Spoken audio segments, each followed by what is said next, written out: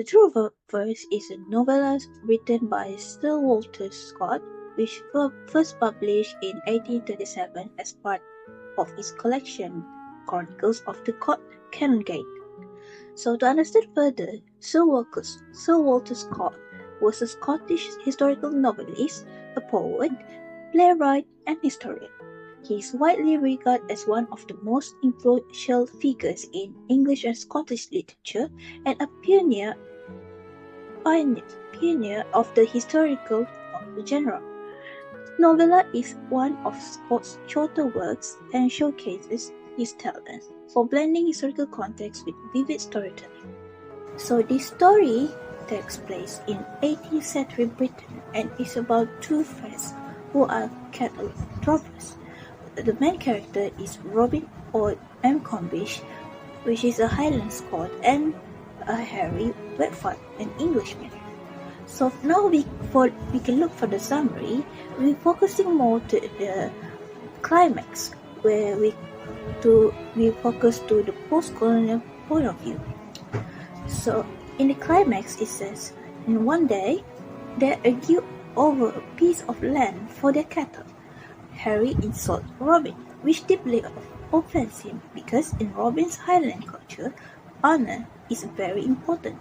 So feeling humiliated, Robin becomes angry and impulsively kills Harry with his dagger. So Robin is arrested and put on trial in an English court. He explained that he acted out of honor, but the English judges don't understand or accept his reasoning, and Robin is found guilty of murder and sentenced to death." So the story ends tragically, showing how cultural differences and misunderstanding can lead to violence and loss. It also highlights how one legal system, which is the English, overpowers another legal, which is the Highland. And also, even though they are friends, they come from very different cultures. So Robin follows the Highland code of honor while Harry lives by English custom. So the tale explores themes of loyalty, cultural clash, justice, and honor with a stark and poignant ending. To understand further of the summary of the story, you can look at the audiobook in YouTube, which can help in understand the story better, because the story is quite long, but it can be understandable. So now we move on to the next chapter, which is the post-colonial point of view.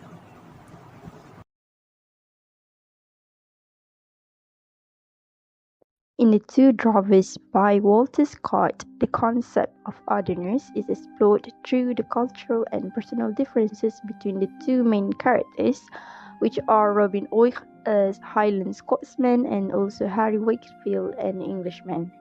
Robin's adherence to Highland traditions, such as his deep sense of honor, clashes with Harry's straightforward and practical English mindset. Their inability to understand each other's values leads to miscommunication, escalating tensions.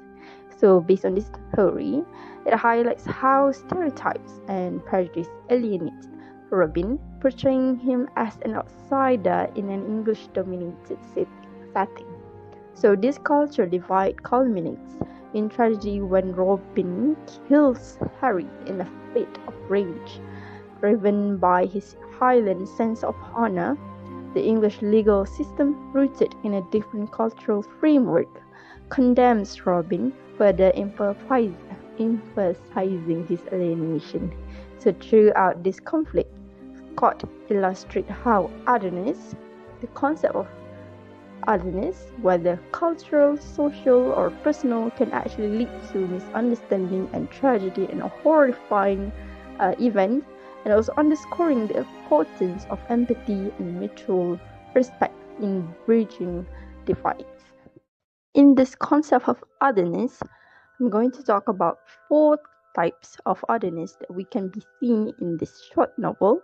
The first one is, of course, cultural otherness. So the central conflict revolves around Robin Combic, a Highland Scotsman, and his English companion, which is Harry Wakefield. The cultural distinction between the Highland Scots and the English are depicted through language, custom, and values. Robin, as a Highlander, is portrayed as embodying a set of values such as honor and loyalty, which are distinct from those of the English characters. So the second one is stereotyping and also marginalization or marginalize. Robin is a subject to stereotyping based on his Scottish identity. So the Englishman or the English country sees him as exotic and potentially be dangerous to his Highland origin. So this type of stereotyping includes an extraordinary of misunderstandings between the two of them, and also a huge fight will occur. The third one is, of course, conflict and also reflection of colonial tension. So in this part, the story actually mentioned about the time when Scotland was integrated into the United Kingdom, but cultural and social division between the English and the Scots remained prominent. So Robin's struggle can be seen as a symbol of the tension between the colonizing power, which is the England, and also the marginalized culture, which is the Highland Scots. And the last one, of course, is the otherness in landscape and setting. So the rock Highland landscape contrasts with the more cultivated and also civilized English countryside, symbolizing the perceived otherness of Scotland itself. So this geographical division reinforces the culture and also psychological separation between the characters. So it can be seen that the post-colonialism of the concept in otherness towards this story can be shown in many type of how they perpetuate and how they actually are trying to portray the Scotland or the Robin as a character which are quite dangerous and not to be seen as a friendly type, and this could actually avenge through the colonized time during the England and also the Scottish.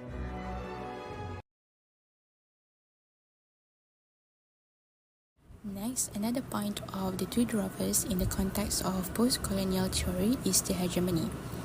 So hegemony refers to the dominance of one's group practices and values over another.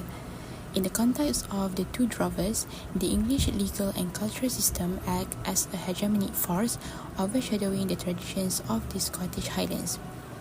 A clear example that can be seen from the story is the unequal power dynamic between Robin and Harry. When Harry refuses to give up grazing land, he asserts his perceived authority, reflecting England's broader economic and social dominance over Scotland during this period. Even Robin, who is proud of his Highland heritage, he must navigate this world alone, dominated by English customs to survive. This theme becomes even more pronounced after Robin kills Harry in a fit of rage, prompted by the insult to his honor. The English legal system immediately condemns Robin's action as barbaric without taking into account the cultural motivations behind them. The Highland sense of justice, a deeply ingrained tradition of defending one's honor through violence if necessary, is dismissed as irrelevant by the court.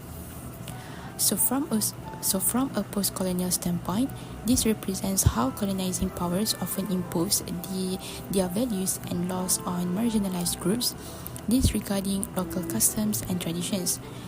The English system does not attempt to understand Robin's cultural perspective. Instead, it enforces its own norms as universal truth. This hegemonic force also associated with the aftermath of the Jacobite rebellions of 1715 and 1745, where the Scottish Highlands faced devastating changes. These uprisings, led by clans loyal to the Stuart monarchy, aimed to restore the Stuarts to the British throne. However, their defeat, culminating in the brutal Battle of Culloden in 1746, marked a turning point in Highland history. In the aftermath of Culloden, the British government imposed harsh measures to suppress Highland culture. For example, traditional dress such as the tartan was banned, weapons including the dirk as a symbol of Highland honour and tradition were outlawed, and clan structures which had been the backbone of Highland society were systematically dismantled. These policies aim to erase the distinct identity of the Highlands, assimilating them into a broader British and predominantly English cultural framework. To conclude, Walter Scott masterfully portrays the lingering effects of colonial domination. The suppression of Highland traditions after the Jacobite rebellions creates the conditions for Robin alienation. His adherence to his cultural values in the face of English dominance is both his strength and his undoing. Through Robin's tragic fate, Scott critiques the hegemony of the English system, a system that disregards the traditions of a marginalized culture and enforces its own norms at the expense of others.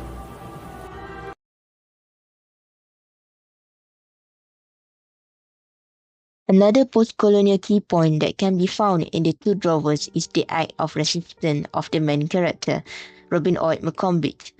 His resistance is deeply rooted in his Scottish Highlander identity and cultural values, which shape his action and eventually drive the narrative towards its tragic conclusion.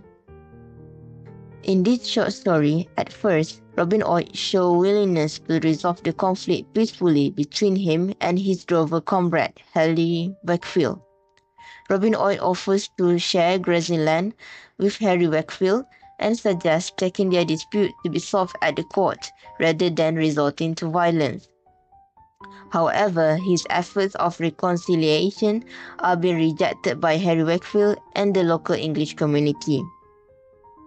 As a result, the hostility of Harry and other Englishmen further solidifies Robin Oig's sense of alienation and forces him to resort to violence as a last choice. Robin Oig's resistance is fundamentally tied to his Scottish Highland heritage, where personal honour and clan loyalty are more important than anything else. When the Englishman Harry Wakefield publicly humiliates and seriously beats up Robin Oig due to his resentment, Robin Oig feels the urge to respond in a manner that reflects his cultural value. His decision to avenge insulting remarks by Harry Wakefield and other Englishmen is not merely a personal vendetta, but as a manifestation of a Scottish Highlander code of honour, which dictates that one must defend their reputation at all costs.